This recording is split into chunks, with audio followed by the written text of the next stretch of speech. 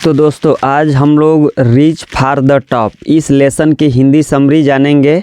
इसमें हम लोग संतोष यादव के बारे में जानेंगे जो कि हरियाणा की रहने वाली थी और वो अपने देश की फर्स्ट वुमेन थी जिन्होंने माउंट एवरेस्ट की चढ़ाई की और ये लगातार 2 साल चढ़ाई की। इनको देश के फर्स्ट अवार्ड पद्म श्री से नवाजा भी गया। तो इनके बारे में हम लोग जानेंगे। तो चलिए अब हम लोग इनके पैसेज को शुरू करते हैं और इनकी कहानी बहुत ही रोचक है और वो सब हम लोग सीखते हैं। तो चलिए अब हम लोग पैसेज को शुरू करते हैं। तो इसमें फर्स्ट पैसेज में है कि the only women in the world who has scaled empty Everest twice was born in a society where the birth of a son was regarded as a blessing and a daughter, though not considered a course, was not generally welcome। इसमें writer बताते हैं कि the only women in the world, इस दुनिया की एकमात्र वो औरत who has scaled empty Everest. Scaled means मतलब होता है माप देना, चढ़ाई करना। जिसने माउंटेन, एम्प्टी एवरेस्ट का मतलब माउंटेन एवरेस्ट की चढ़ाई की ट्वाइस, 2 बार ये माउंट एवरेस्ट की चढ़ाई की। Was born in a society, और उनका जन्म एक ऐसे समाज में हुआ था where the birth of a son, जहाँ पर एक बच्चे का जब जन्म होता था was regarded as a blessing. Regarded का मतलब माना जाता था और ब्लेसिंग का मतलब वरदान। तो was regarded as a blessing, तो उसके जन्म को वरदान के रूप में माना जाता था। एंड और ए डाटर, और जब एक लड़की का जन्म होता था, दो नॉट कंसिडर्ड ए कर्स, मतलब अभिशाप होता है। दो नॉट कंसिडर्ड ए कर्स, एक अभिशाप से कम नहीं माना जाता था। वाज नॉट जनरली वेलकम, और सामान्यतया उनका स्वागत भी नहीं किया जाता था। मतलब राइटर बताते हैं कि ये उस समाज से बिलोंग करती थी जहाँ पे बच्चियों का जब जन्म होता था तो खुशियाँ नहीं मनाई जाती थी, और जब बच्चों का जन्म होता था तो बहुत ही खुशियाँ मनाई जाती थी। आगे बताते हैं कि when her mother was expecting Santosh, जब उनकी माँ को संतोष की उम्मीद थी, आई मीन कि जब संतोष होने वाली थी। ए ट्रैवलिंग होली मैन, तब एक बाबा, ट्रैवलिंग वो गाँव में आते जाते रहते हैं, बहुत साधु संत टाइप के लोग आते हैं जो भीख मांगते हैं, वरदान देते हैं। तो होली मैन, तो एक बाबा यहाँ पे हम लोग कह लेंगे, एक बाबा giving her his blessing. Giving her का मतलब उनको दिए, हीज ब्लेसिंग वो वरदान दिए, वो अपना उनको वरदान दिए। एज्यूम्ड मतलब मानते हुए, ऐसा मानते हुए दैट की सी वांटेड ए सन, ऐसा मानते हुए कि वो एक बच्चा चाहती हैं। But to everyone's surprise, लेकिन सभी लोग आश्चर्य में पड़ गए। The unborn child's grandmother, जो बिना जन्म लिए हुए बच्चे की जो दादी माँ थी, आई मीन राइटर बताना चाहते हैं अनबॉर्न कह के, कभी संतोष का जन्म नहीं हुआ था, और उनकी जो दादी माँ थी वाज स्टैंडिंग क्लोज बाई, जो वहीं उनके माँ के पास में ही खड़ी थी, जो उनकी माँ के पास में खड़ी थी। टोल्ड हिम दैट, उन्होंने उनसे बताया कि they did not want a son, उन्होंने उनसे कहा कि नहीं हमें बच्चे की मतलब हमें बच्चा नहीं चाहिए। The Holi man was also surprise, अरे बाप रे, जैसे ही वो बताई जो साधु थे वो खुद ही आश्चर्य हो गए। अरे नेवरदिलेस, फिर भी अच्छा वर्ड है नेवरदिलेस, फिर भी। He gave the requested blessing, उन्होंने उनकी इच्छा अनुसार आशीर्वाद दे दिया। रिक्वेस्टेड ब्लेसिंग का मतलब इस बात से है कि उन्होंने कहा कि नहीं हमें बच्चा नहीं चाहिए, हमें बच्ची चाहिए। तो ठीक ऐसा ही उन्होंने कहा कि ठीक है तथास्तु, ऐसा ही हो। एंड और as destiny would have it, destiny का मतलब भाग्य होता है, और वुड हैव इट का मतलब ये हुआ कि भाग्य में जो था वही हुआ, यानी कि जो वो लोग चाहते थे वैसा हुआ। The blessing seemed to work, जो बाबा आशीर्वाद दे गए कि तथास्तु, हाँ वैसा ही हो, तुम्हें बच्ची चाहिए वैसा ही हो। तो ये जो था ये पूरा होता प्रतीत हुआ। Santosh was born the 6th child in a family with 5 sons, Santosh का जन्म 6वें बच्चे के रूप में हुआ उस परिवार में जहाँ पे विथ 5 सन्स, पहले से ही 5 बच्चे थे। ए सिस्टर टू 5 ब्रदर्स, एक बहन और 5 भाई। She was born in a small village of Joniyawas of Rewari district in Haryana. She was born, उनका जन्म हुआ था in the small village of Joniyawas of Rewari, Rewari district के जोनियावास गांव, जोनियावास जगह पे एक छोटे से गांव में उनका जन्म हुआ था हरियाणा में। आगे है the girl was given the name, जब इस लड़की का जन्म हुआ तो नाम रखा गया संतोष, विच मीन्स कंटेंट, जिसका मतलब भी होता है, कंटेंट का मतलब संतोष ही होता है, मन की शांति, जिसका मतलब संतोष होता है। But Santosh was not always content, लेकिन संतोष हमेशा संतुष्ट नहीं रहती थी विथ हर प्लेस, उस जगह से जहाँ पे इनका जन्म हुआ था, in a traditional way of life, और ये जो परंपरागत जीवन शैली चली आ रही थी उस जीवन शैली से ये खुश नहीं रहती थी।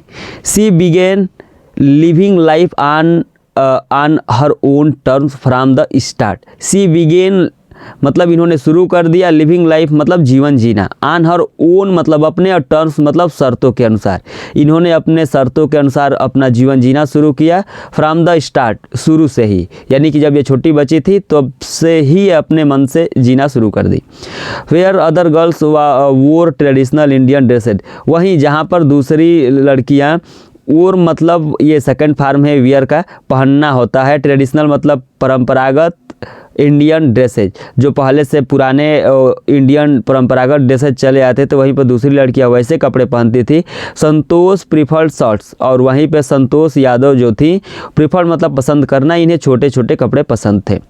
Looking back she sees now, पीछे देखते हुए मतलब यानी पुरानी परंपराओं को देखते हुए वो बताती हैं कि from the very beginning I was quite determined that if I choose A correct and a traditional पथ the others around me had to change, not me। ये बताती हैं कि फ्रॉम द वेरी बिगनिंग मतलब बहुत पहले ही, यानी छोटे से ही, आई वॉज क्वाइट डिटरमाइंड, मैं एकदम से निर्णय लेने वाली थी, मैं एक दृढ़ निश्चयी थी। डिटरमाइंड का मतलब दृढ़ निश्चयी होता है, मैं अपने बातों पे दृढ़ निश्चयी थी। दैट कि if I choose A correct and rational पथ, ये बताती हैं कि if I choose A correct, अगर मैं एक सही रास्ता अपनाऊंगी और एक तार्किक रास्ता अपना लूँगी, द अदर्स अराउंड मी, तो जो मेरे आसपास के लोग होंगे, हैड टू चेंज, उनको बदलना होगा, नॉट मी, ना कि मैं अपने में कोई बदलाव रखूँगी। आगे अब हम लोग थर्ड पैसेज पढ़ते हैं। थर्ड पैसेज में है कि Santosh parents were affluent land owners. Santosh parents were, Santosh के जो माता पिता थे, अफ्लुएंट मतलब धनी होता है, लैंड ओनर्स मतलब ज़मींदार, वो धनी ज़मींदार लोग थे। हु कुड अफोर्ड मतलब होता है सहन कर लेना, who could afford to send their children to the best schools, even the country's capital New Delhi, which was quite closed by। तो चलिए अब देखते हैं, इनके जो माता पिता थे वो बहुत धनी लोग थे, जो ये काम कर सकते थे, अफोर्ड मतलब जो सहन कर सकते थे, टू सेंड देयर चिल्ड्रेन, जो अपने बच्चों को भेजने का जो खर्च आता उसे वो सहन कर सकते थे। टू द बेस्ट स्कूल, अच्छे से अच्छे स्कूलों में अपने बच्चों को भेज सकते थे। इवन द कंट्रीज कैपिटल, यहाँ तक कि वो अपने देश की राजधानी नई दिल्ली के स्कूलों में भी अपने बच्चों को भेज सकते थे। Which was quite close by, जो बहुत ही नज़दीक था, पास में ही था, हरियाणा के सटते हुए ही दिल्ली है। आप गए होंगे तो जानते होंगे, बिल्कुल वहाँ से हरियाणा से दिल्ली तक मेट्रो आती जाती हैं, बहुत सारी बसें चलती हैं, ये सब आप जानते होंगे। But in line with the prevailing customs in the family, in line with, देखिए आगे राइटर बताए गए हैं, इसका मतलब होता है के अकॉर्डिंग, बहुत ही अच्छा वर्ड है, इन लाइन विद, के अकॉर्डिंग एक फ्रेज की तरह है ये। तो in line with the prevailing का मतलब फैली हुई, कस्टम मतलब रीति रिवाज, इन द फैमिली यानी कि उनके परिवार में जो पहले से ही जो रीति रिवाज फैला हुआ था उसके अनुसार Santosh had to make do with the local village school. Santosh had to make यानी कि इनके साथ भी वही हुआ, इनको भी भेजा गया लोकल विलेज स्कूल, गाँव के ही स्कूल में। सो इसलिए सी डिसाइडेड, तभी इन्होंने निर्णय कर लिया, डिसाइडेड मतलब निर्णय करना, इन्होंने तभी सोच लिया, टू फाइट द सिस्टम, कि इस रीति रिवाज से वो लड़ेंगी, संघर्ष करेंगी। फाइट मतलब यहाँ संघर्ष करने से है। इन हर ओन क्वाइट वे, अपने तरीके से, ओन क्वाइट वे मतलब अपने तरीके से, बिल्कुल शांत तरीके से ये इस समाज के सिस्टम से लड़ेंगी। When the right moment arrive, जब सही समय आएगा, अराइव्ड मतलब आएगा। एंड द राइट मोमेंट केम, और जब सही समय आया, व्हेन सी टर्न्ड 16, तब वो 16 साल की हो चुकी थी। एट 16, 16 साल की उम्र में, most of the girls in her village, most of the girls, अधिक से अधिक लड़कियां इन हर विलेज, जो उनके गांव में रहती थी, यूज टू गेट मैरिड, उनकी शादियां हो जाया करती थी। Santosh was also under pressure, Santosh के ऊपर भी इस बात का दबाव था, from her parents to do the same, उनके माता पिता की तरफ से इनके ऊपर भी दबाव था कि वो ऐसा करें।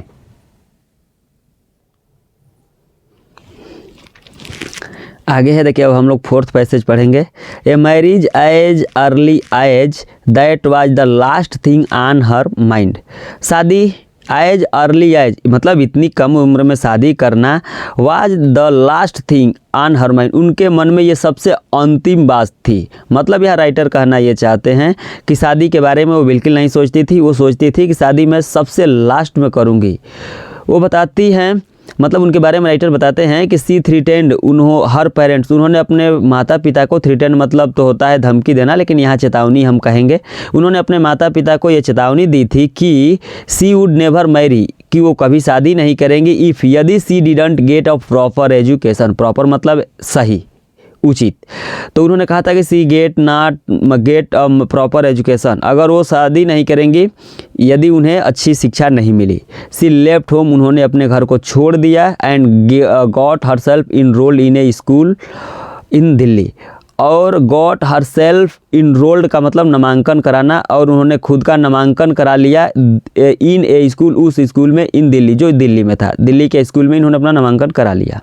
When her parents refuse to pay for her education, जब उनके माता पिता मना किए पे फॉर हर एजुकेशन, उनके एजुकेशन का जो खर्च था, पे मतलब होता है खर्च उठाना, उसको देने से जब मना किए, सी पोलाइटली इन्फॉर्म, तो वो बहुत ही विनम्रतापूर्वक इन्फॉर्म, उन्हें बताई, देम मतलब उनको बताई, या फिर प्लान्स, अपनी योजना के बारे में, टू अर्न मनी, कि वो कैसे मनी अर्न करेंगी, प्राप्त करेंगी, by working part time to pay her school fees.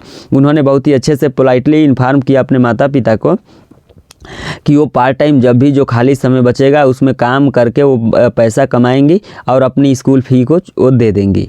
Her parents then agreed, तब उनके माता पिता सहमत हो गए to pay for her education, यानी कि उनकी जो एजुकेशन की फीस थी उसको देने के लिए तब उसके माता पिता सहमत हो गए। चलिए अब हम लोग 5th पैसेज को पढ़ते हैं। आगे है कि wishing always to study a bit more, wishing मतलब होता है इच्छा रखना, always to study a bit more का मतलब थोड़ा अधिक, और अधिक का मतलब ये हुआ कि थोड़ा और अधिक जानने की इच्छा रखते हुए, and with her father slowly getting used to her urge for more education, और विथ हर फादर स्लोली मतलब धीरे धीरे, गेटिंग यूज्ड, गेटिंग का मतलब होता है यहाँ पे मनाने से है, यूज टू हर अर्ज मतलब कहना, बताना, फॉर मोर एजुकेशन, और धीरे धीरे अपने पिता को अपनी और मोर एजुकेशन यानी कि जो उनको और आगे पढ़ने की इच्छा थी, आगे जानने की इच्छा थी, ये धीरे धीरे वो उन्हें बताती रही, यानी कि अपनी बातों से उनको मनाती रही। ऐसा करते हुए संतोष पास द हाई स्कूल एग्जामिनेशंस, और ऐसा करते हुए उन्होंने पास कर लिया हाई स्कूल की एग्जामिनेशंस को, परीक्षाओं को उन्होंने पास कर लिया। एंड वेंट टू जयपुर, और उसके बाद वो जयपुर चली गई। सी ज्वाइंड महारानी कॉलेज, और वहाँ जाकर के उन्होंने महारानी कॉलेज को ज्वाइन किया। And got a room in Kasturba hostel, और वहाँ पे फिर से गॉट मतलब उन्होंने ले लिया, कस्तूरबा हॉस्टल में एक कमरा ले लिया। संतोष रिमेंबर, संतोष अपनी यादों को बताते हुए शेयर करती हैं कि Kasturba hostel faced the,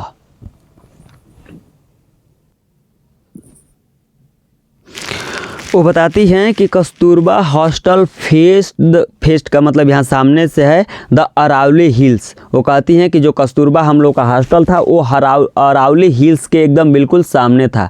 Aravalli hills का मतलब ये है कि आप जानते हैं कि ये जो हमारा हिमालय पर्वत है उसकी अलग अलग चोटियों का नाम अलग अलग है। जैसे ये अरावली हिल्स है, कहीं माउंटेन एवरेस्ट है, कहीं कंचनजंगा है, ये सब ऐसे कर करके अलग अलग चोटियों का नाम अलग है। तो ये बताती हैं कि जो इन लोगों का हॉस्टल था उसके सामने अरावली हिल्स थी। ये आगे कहती हैं हैं, I used to watch villagers from my room.